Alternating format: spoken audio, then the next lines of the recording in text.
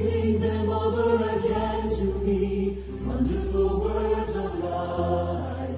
Let me more of their beauty see, wonderful words of life. Words of life and beauty, teach me faith and duty. Beautiful words, wonderful words, wonderful words of life.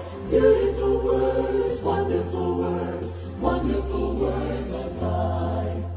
Christ the Blessed One gives to all wonderful words of life. Sinner listen to the loving call, wonderful words of life. Oh, so freely given, wooing us to heaven. Beautiful words, wonderful words, wonderful words of life. Beautiful words, wonderful words, wonderful words of life. Words of life and beauty, teach me faith and duty. Beautiful words, wonderful words, wonderful words of life. Beautiful words, wonderful words, wonderful words of life. Para po sa linggong ito, narito po ang ating daily Bible reading schedule.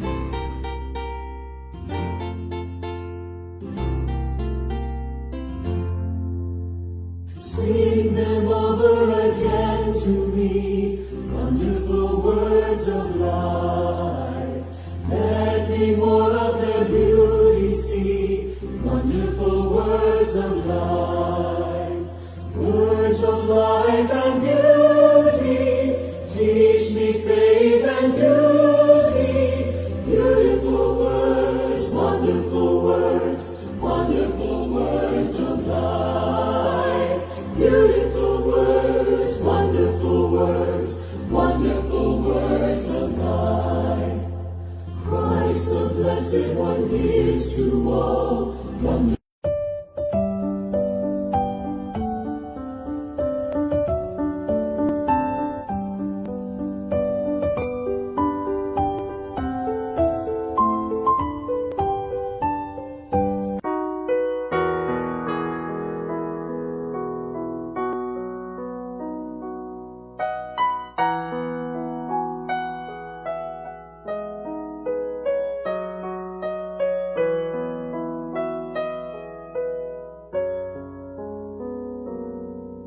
When living life for Jesus Christ, He comes to hearts.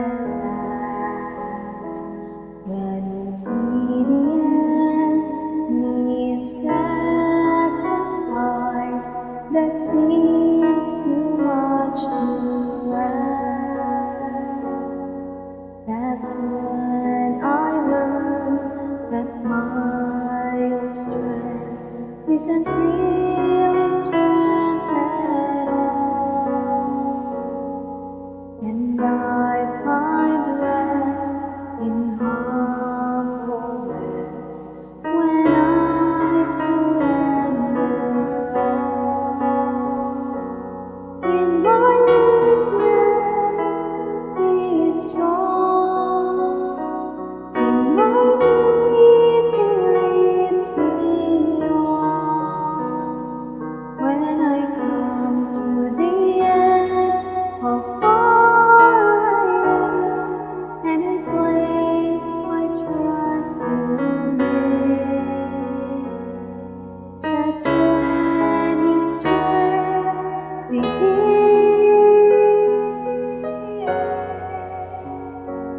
In my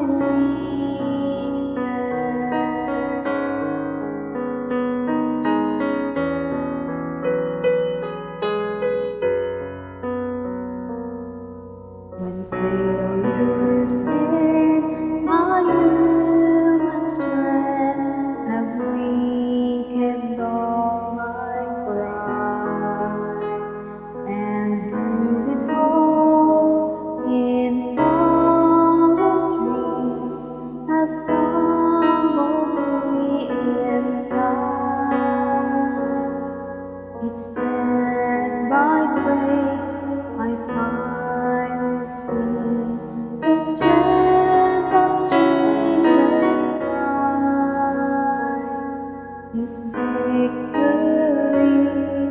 is real in me. When weakness fills my life, in my weakness He is strong. In my need He leads me on. When I come to the end of all I am, and I place my trust in Him, that's when His strength begins. In my weakness He is strong. In my need He leads me on.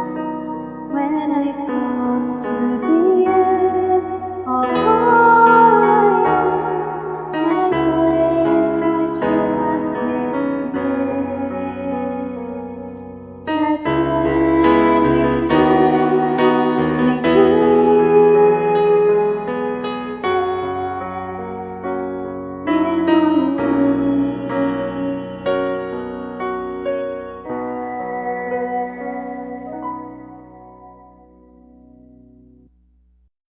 Amen po. Isang mapagpalang hapon po muli sa bawat isa. Brother Gerson Derilag po para po sa ating ang salita ng buhay para po sa araw na to. Ano po? So isang mapagpalang hapon po sa ating pong Pastor June, sa ating pong Mama Maria, sa ating pong Pastor Eric, at sa ating pong Ma'am Milen.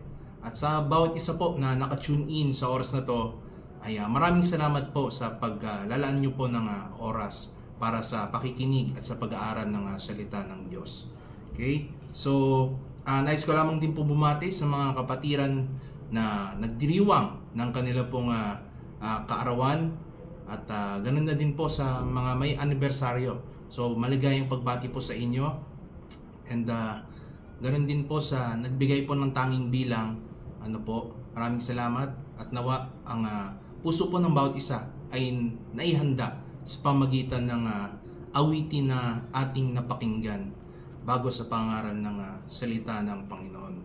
So, para po sa hapon na ito, ang ating pag-aaral ay magmumula po sa 2 Corinthians chapter 12 verses 9 to 10.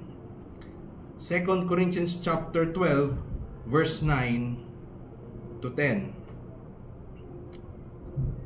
Ito po ang sinasaad ng salita ng Panginoon. And he said unto me, My grace is sufficient for thee, for my strength is made perfect in weakness. Most gladly therefore will I rather glory in my infirmities, that the power of Christ may rest upon me. Therefore I take pleasure in infirmities, in reproaches, in necessities, in persecutions, in distresses for Christ's sake. For when I am weak, then am I strong. So purihin po ang Panginoon sa pagkabasa ng kanyang salita. At ang title po ng mensahe ng Diyos sa hapon na ito, Strong through the Savior. Strong through the Savior.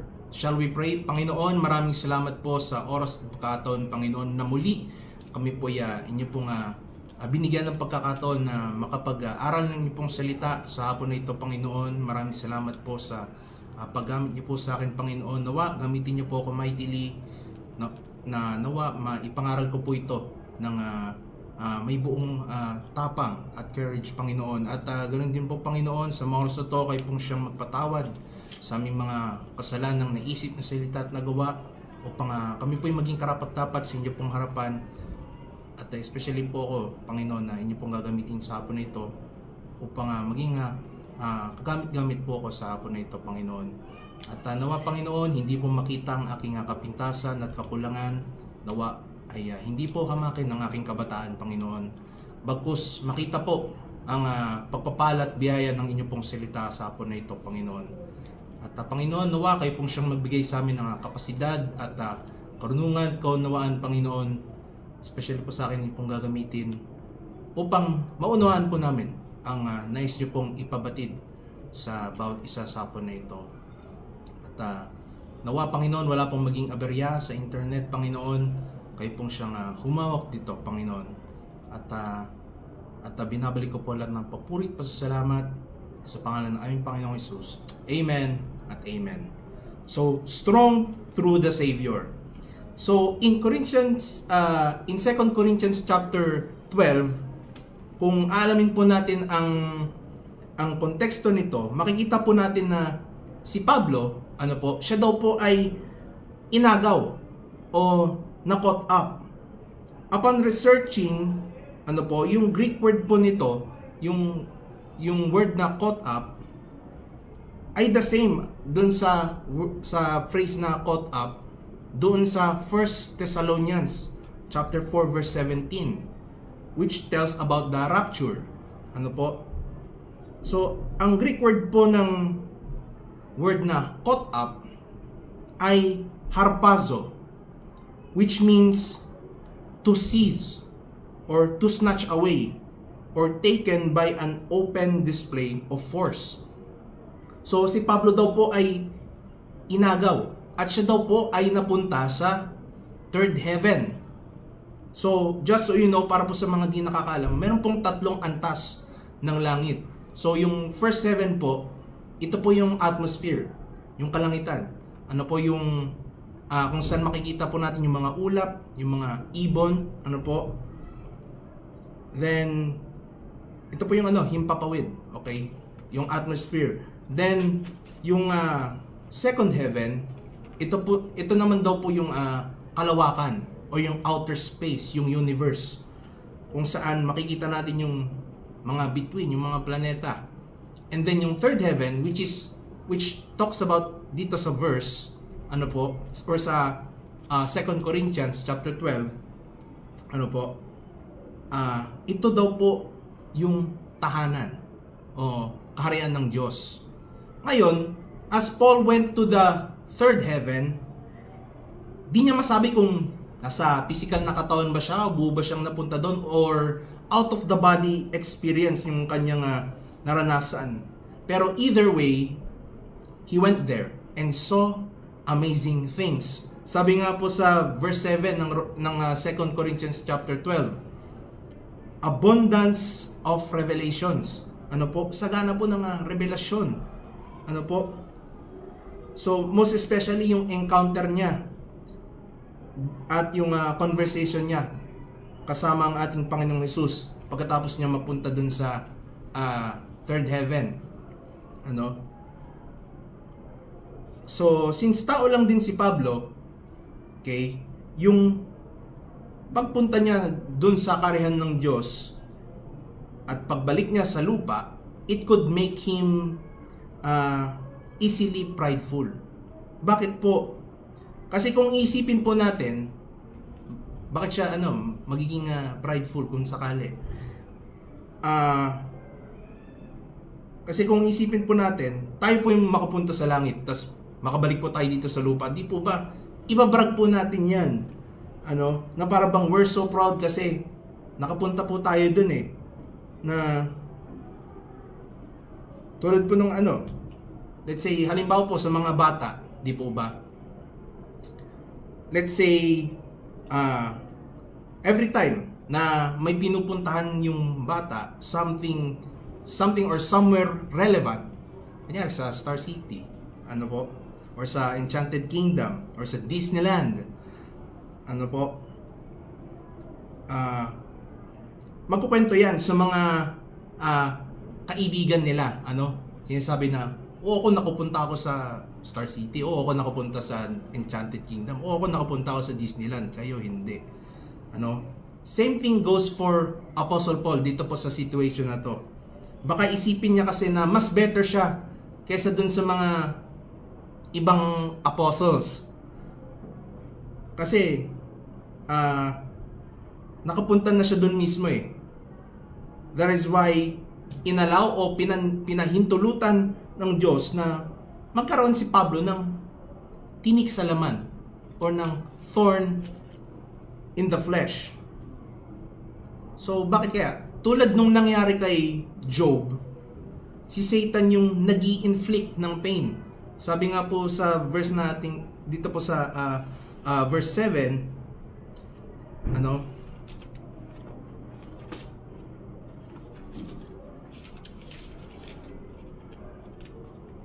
Sabi po dito, there was given to me a thorn in the flesh, the messenger of Satan, to buffet me. So, hindi po ito yung buffet na kainan. Ang ibig sabihin po ng to buffet me, it means to strike with fists or to beat up repeatedly. Ano? God allowed it for a greater purpose. Inalaw yun ng Diyos na mangyari kay Pablo to keep him humble, para siya yung manatiling mapagpakumbaba, grounded, maging focus sa gawain, and completely dependent sa biyaya ng Diyos, maging completely na magtiwala lamang sa biyaya ng Panginoon.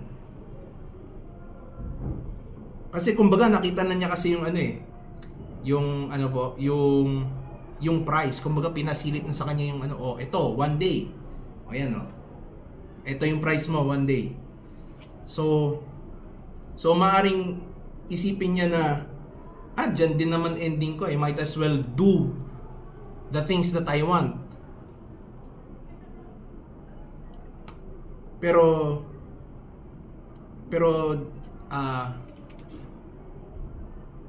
di pa po tapos ang mission ni Pablo o yung layunin ng Diyos para sa kanya. That is why hinayaan ng Diyos na magkaroon siya ng thorn in the flesh, para siya ay maging humble, para siya ay maging grounded, at siya ay maging completely dependent sa biyaya ng Diyos. At para po sa ating pag-aaral, di man pa natin naranasan yung ma-caught up, yung ma-rapture one day, kung lolobin man ng Panginoon, di man pa po natin makita yung paraiso na sinasabi dito sa verse with our own eyes, but I do believe every single person na nakikinig o nanonood sa mga oras na to knows exactly what it feels to carry a thorn. Alam po natin yung pakiramdam na may dinadala tayong tinik sa atin. Maybe just like Paul, nagbebeg tayo, nagmamakaawa tayo sa Diyos na, Lord, pakitanggal na po to. Na Lord, alisin niyo na po yung problema, yung karamdaman na aking kinakarap, yung financial struggles na aking kinakaharap. So, maring may dinadala tayong mga tinik sa ating buhay ngayon. And sa pamagitan ng ating pag-aaral sa mga oras na to, matuto po tayo at ma-encourage po tayo through Paul's experience. So, tatlong bagay po para po sa hapon na ito. So, para po sa ating main points, let us consider number 1, strong through the Savior. Number 1, let us consider the promise that sustains us. The promise that sustains us. Ang pangako na nagsusustento sa atin. Sabi po sa ating main text, okay, sa verse number 9, and he said unto me, my grace is sufficient for thee, for my strength is made perfect in weakness. Tulad ng sinabi ko po kanina, si Jesus Christ spoke directly kay Pablo nung after they went dun sa third heaven, kung saan binibeg ni Pablo na tanggalin na sa kanya yung thorn in the flesh. So maganda po manotice po natin yung sinabi po dito sa verse nating binasa. Sabi po dito, and he said unto me. So ang Greek word po ng said dito is ereken, which means finished or finished declaration or permanent declaration. So nung sinabi ni Pablo dito na, and he said unto me, it was personal. Personal kasi he said, sinabi niya sa akin. And then yung sinabi sa kanya, my grace is sufficient for thee, for my strength is made perfect in weakness. It was a promise. Ano po? Sa mga panahon ng pagsubok, di lang po natin kailangan ng magandang advice mula sa ating kaibigan, sa ating mga kaibigan. Yes, maganda po yun na mapakinggan natin yun, pero mas mainam po kung sa ating Panginoong Hesus tayo makikinig. At di lang makinig, kundi intindihin at pagtiwalaan ang mga sinasabi niya. Sabi nga nila, don't just hear it, listen. Ano po? So, continue po tayo. Sa Old King James language, we often think na yung word na sufficient, ibig sabihin nito ay sapat o sakto lang. Pero what it really means is completely full, overflowing, and totally satisfying. Imagine po ninyo po yung isang tasa ng gamit yung water supply na kasing dami ng Pacific Ocean.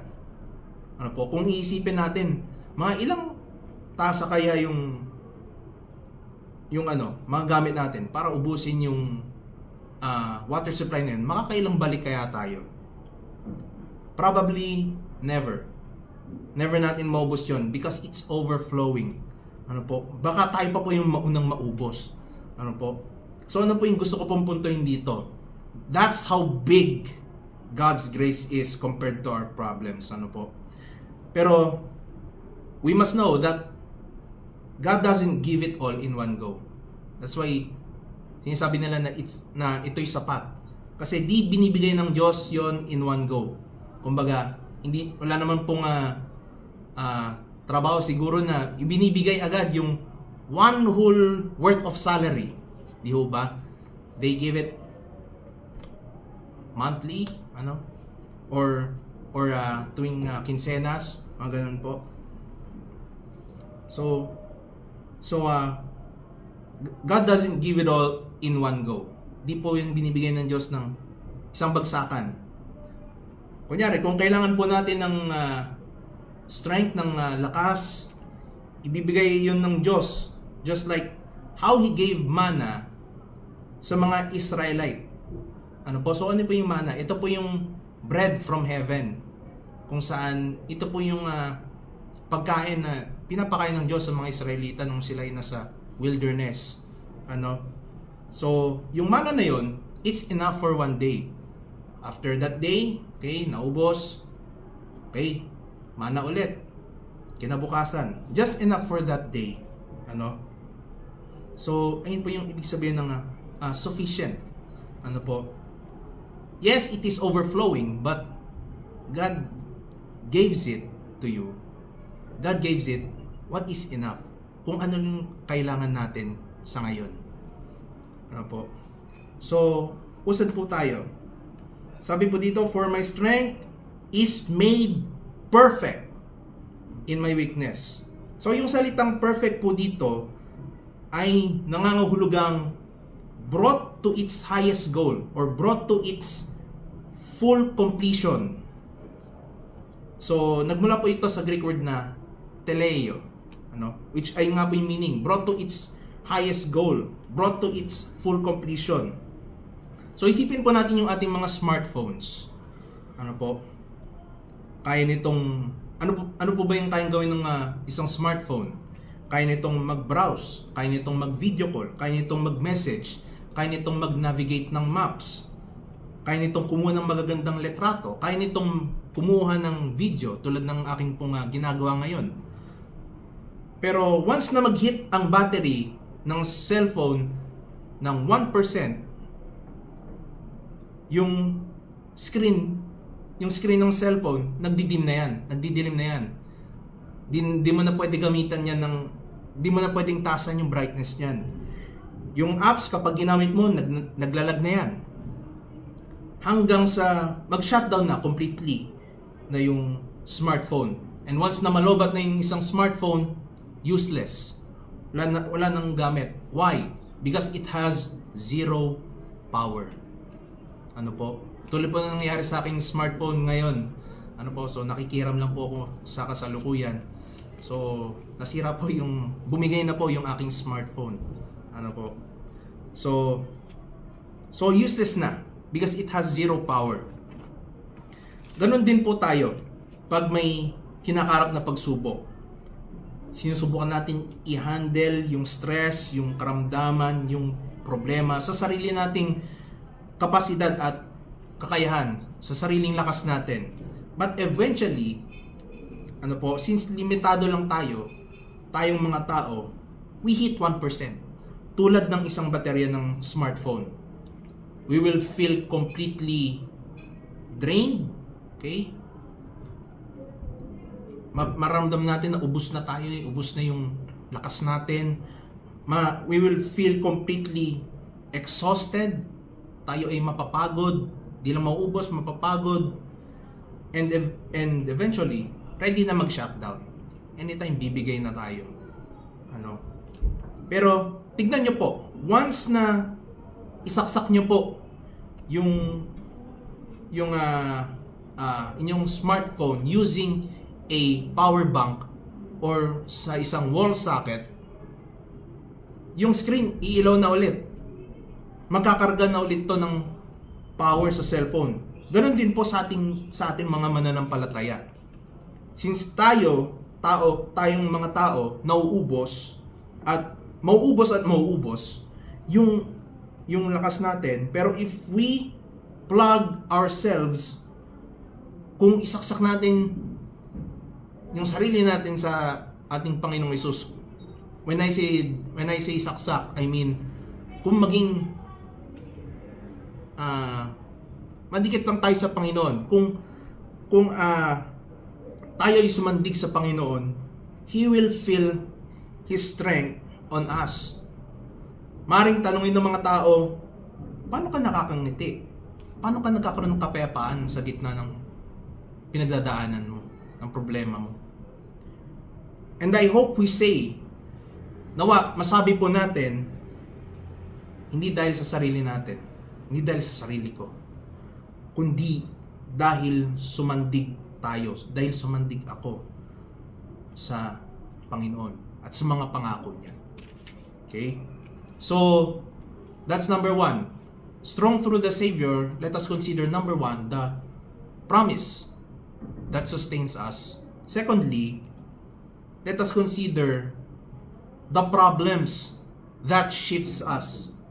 Ang mga problema na nakapagbabago sa atin, nakapaggalaw sa atin. So tuloy po natin yung ating verse na binasa sa verse number 9 up to verse number 10. Most gladly, therefore, will I rather glory in my infirmities, that the power of Christ may rest upon me. Therefore, I take pleasure in infirmities, in reproaches, in necessities, in persecutions, in distresses, for Christ's sake. Tignan nyo po. Di ko lang kung na-obserbahan nyo po, paano nagbago ng isipan dito si Pablo. Kasi kung na-observe nyo po kanina, he spent a long time begging to God. Ang tagal po niya nagmakao sa Diyos na tanggalin yung tinik niya sa laman. But suddenly, nagsimula siyang i-celebrate to, saying, He will glory in it, na sa madaling sabi, ipagmamalaki niya to. Ano? Ang sabi ng mundo, di po ba, itago natin yung peklat natin, yung scars natin, yung ating kahinaan natin. Huwag natin ipakita natin sa mga mahal natin sa buhay na nangihina tayo. Or tago natin yung mga failures natin.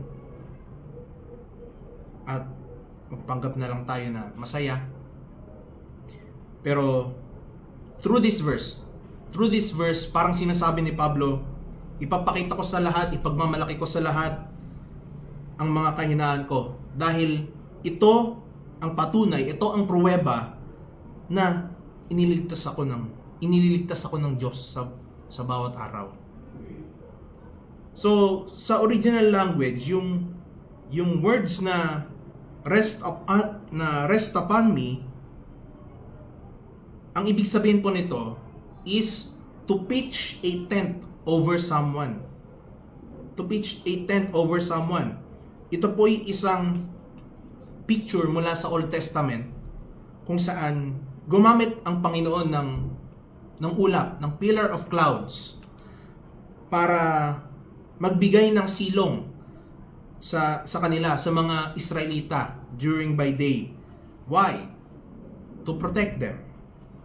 Protect them mula sa init ng araw, mula sa sinag ng araw, at the same time mula sa Egyptian army. Ano po?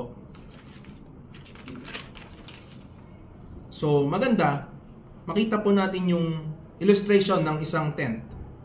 Ano po? So, yung fabric po nito, yung tent, it represents God's protective power. Habang yung pole o yung stick para tumindig ang tent, it represents our sharp and painful problems. So, kung isipin natin, kung nakalatag lang sa sahig yung tela, yung fabric ng tent, useless. Hindi magagamit. Hindi nito kaya protektahan tayo mula sa ulan o sa init ng araw. So, para magamit to, you have to push hard. Kailangan natin itusok sa lupa yung stick o yung pole, para magamit yung tela. Kasi kung wala tayong poles, wala tayong stick, wala tayong sharp problems sa ating buhay, we would never feel the need to ask God for help. So, ginagamit po ng Diyos yung ating mga problema para mag-set up ng tent over us. Para makita natin how safe and strong He can keep us mula sa mga pagsubok na ating kinakaharap. Kasi kung wala po tayong paghihirap, kung di po tayo dadaan sa paghihirap, without the hard times, you might never experience how close God can get to us. Hindi po natin mararanasan kung gaano tayo pwede maging kalapit sa Diyos. And speaking of problems, makikita po natin sa mga sumusunod na words sa ating verse na binasa, nilista ni Pablo yung mga problema na dumudurog sa kanya. So ano po ito? Una, yung infirmities. So ang ibig sabihin po ng infirmities, sakit. Pwede rin physical na kapaguran. Next is yung reproaches. Ito yung mga insulto o pambubuli. Next is yung necessities. So it means not having enough, hindi sapat na pera, pagkain o yung mga tools para makasurvive. Next is yung persecutions o pag-uusig, being attacked or treated badly dahil sa kanyang belief, and in distresses. So originally, ang ibig sabihin pa ng distresses dito sa verse na to is tight spaces, masikip na espasyo. Alam naman po natin siguro yung pakiramdam na maipit tayo sa masikip na espasyo. Kasi we can barely breathe. There is no room to breathe. Na para bang malalagotan tayo ng hininga. So, ayun yung ibig sabihin ng distresses sa verse natin binasa. So, ang tawag ni Pablo dito sa mga problema na to, sabi po sa verse 7, sabi ko nga po kanina, ay messenger of Satan. So, others think na nagpadala si Satan ng messenger. Pero, yung itong mga problems na to, ito yung mismong messenger mula kay Satan. So, parang, ito yung mensahe ko para sa'yo. So, ganun po yung dating po nun.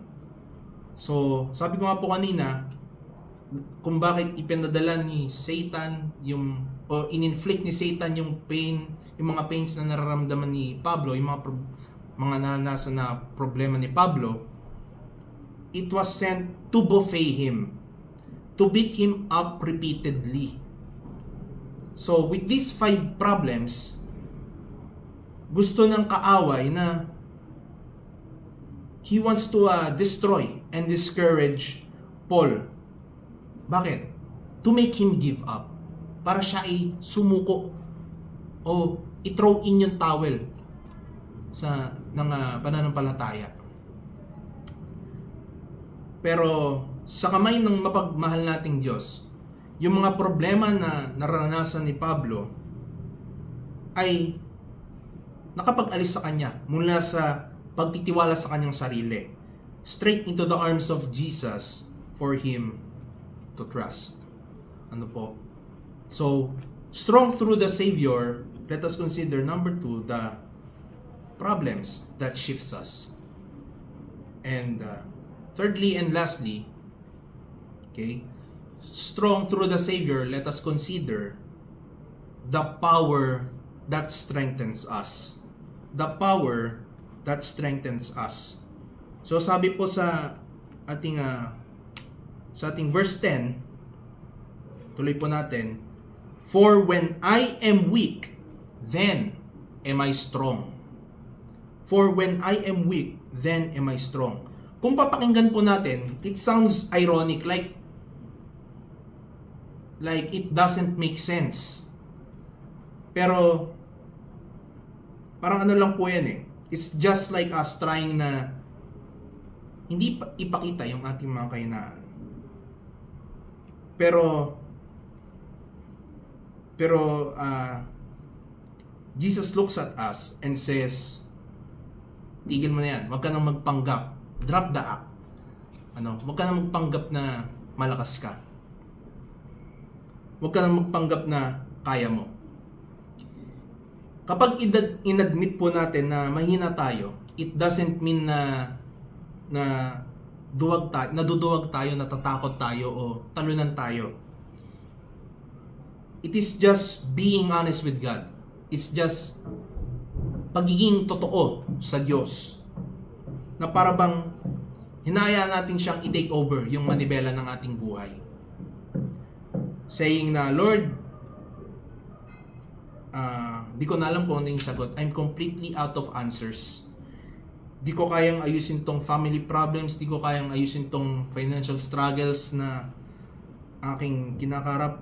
Di ko na kayang gamutin yung karamdaman ko. Ano po? So, it says, when I'm weak, then am I strong. Kung titignan po natin dito, there is no waiting period. So sinabi niya, kapag ako'y mahina, hindi, malakas ako. So ano po yung ibig sabihin po nito? Once na itigil natin yung pagpapanggap na kaya natin, pupunan ng Diyos yung empty space na meron po tayo sa pamagitan ng kanyang kapangyarihan. Sabi nga po, di ba, may kasabihan po na God cannot fill something that is already full of pride and self-reliance. So, pupunan lang ng Diyos yung ating pagkukulang kung hahayaan natin, kung hindi tayo magtitiwala sa ating sarili, kung walang pagiging prideful. That's why I believe and I witness it firsthand. Every time after I prayed, personal time man yan sa Diyos or after prayer meeting, I feel strong and empowered. Bakit? Di dahil agad-agad na nasagot yung panalangin ko. Yes, the thorn might still be there. The burden might still be there. Nandun pa rin yung tinik, nandun pa rin yung kabigatan. Pero I feel strong and empowered kasi I no longer fight alone. Hindi na ako yung lumalaban mag-isa. I fight with the same power that raised Jesus from the dead, and that is from God. Ano? Sabi nga po, di ba? For my strength is made perfect in weakness. For when I am weak, then am I strong. Sabi nga po nila, when you are down to nothing, God is up to something. Amen?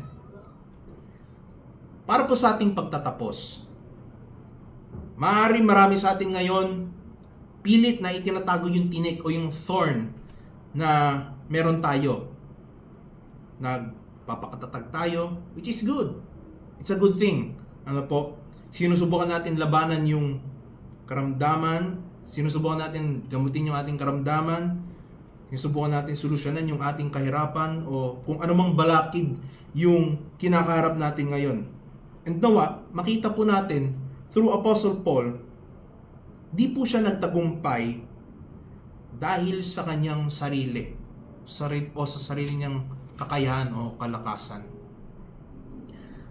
Nagtagumpay siya sa takbuhin ng pananampalataya dahil inamin niya, inadmit niya na di niya kaya on his own, na hindi niya kaya ng sarili niya. Inadmit niya na mahina siya. That's why he said, for when I am weak, then am I strong. He is strong because he relies on the one who gives him strength. Siya ay malakas dahil siya ay nagtitiwala dun sa nagbigay sa kanya ng kalakasan. And the only source of strength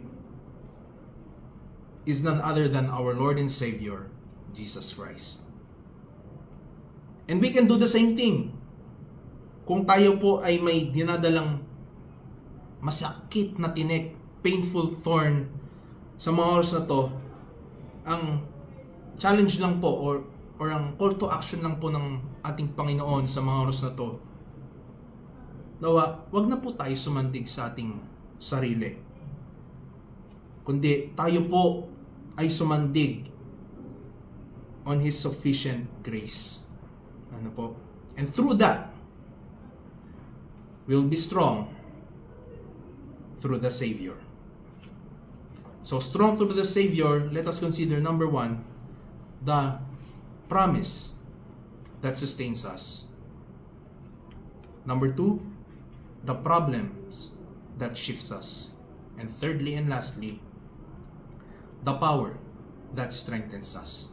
I hope and I pray sa pamagitan po ng karanasan ni Pablo sa ating pag-aaral sa hapon na ito po'y nagsilbing encouragement sa bawat isa. So para po sa ating pagtatapos, tayo pong lahat ay sumandaling, yumuko pumikit, tayo po'y manalangin. Let's pray.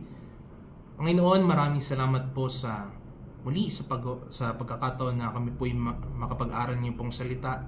Maraming salamat po sa inyo pong salita na nahayag sa hapon na ito kung saan nakita po namin, despite what Paul experienced, Panginoon, mula sa pagmamakaawa niya na tanggalin niyo po yung kanyang tinik sa laman hanggang sa i-celebrate na to, Panginoon, na kung saan yung sabi niya na ipagmamalaki niya, He will glory in His infirmities. Nawa, Panginoon, we can do the same as Apostle Paul. Nawa, maging optimistic kami as him. At nawa, Panginoon, kung ano man po itong aming dinadalang tinik, naniniwala po kami na meron po kayong layunin sa amin, Panginoon. At nawa, Panginoon, ay kayo pong siyang patuloy na mag-bless dito po sa gawain po na ito. Nawa, Panginoon, hindi po nawala ng kabuluhan ang pangaral po ng inyong pong salita sa hapon nito. Nawa, ibalik niyo po ang aking napag-aralan at nawa, tumimo po ito sa puso at isipan ng bawat isa, kung saan nanghihina sa oras na kami po'y nanghihina, kami malakas, hindi dahil sa sarili po naming kapasidad, kundi kami po'y sumasandig, nagtitiwala sa inyo pong kakayahan, sa inyo pong kalakasan, Panginoon. At kung masumpungan niyo man po kami na hindi nagtitiwala o sumasandig sa inyo pong kapangyarihan, Panginoon, help us to trust you, Panginoon. And I hope and I pray, Panginoon, na nawa ay nakapag-encourage po ang inyong pong salita sa mga kapatiran sa hapon nito. At nawa, Panginoon, sa mga kapatiran po na pauwi pa lamang, kayo pong siyang mag-ingat sa kanila. And Panginoon, I pray na nawa kayo pong siyang patuloy na mag-bless, patuloy na magpalago ng online ministry na to, kung saan nawa ay makabot pa po ito sa ng mga mahalagang kaluluwa, Panginoon. At ikaw lamang po aming itinataas at dinadakila sa mga oras na to, sa matamis at banal na pangalan ng aming Panginoong Hesus. Amen at amen. So, strong through the Savior. Magandang hapon po muli sa bawat isa. God bless you all po. Kung nais mong tanggapin si Jesus bilang Panginoon at sariling tagapagligtas, maaari mong sundan ang panalangin na ito. O Diyos amang banal sa langit, kinikilala ko po ang aking mga kasalanan at ngayoy pinagsisisihan ang lahat ng ito. Ang iyong anak na si Jesus ay namatay at muling nabuhay para sa akin. Kaya't binubuksan ko ang pintuan ng aking puso. Inaanyayahan kitang pumasok, O Jesus, sapagkat tinatanggap kita bilang Panginoon at sariling tagapagligtas. Salamat sa buhay na walang hanggan na iyong ipinangako. At ngayon may katiyakan na anumang oras dumating sa akin ng kamatayan, ay makakasama mo ako sa iyong kaharian sa langit. Sa pangalan ni Jesus, Amen at Amen.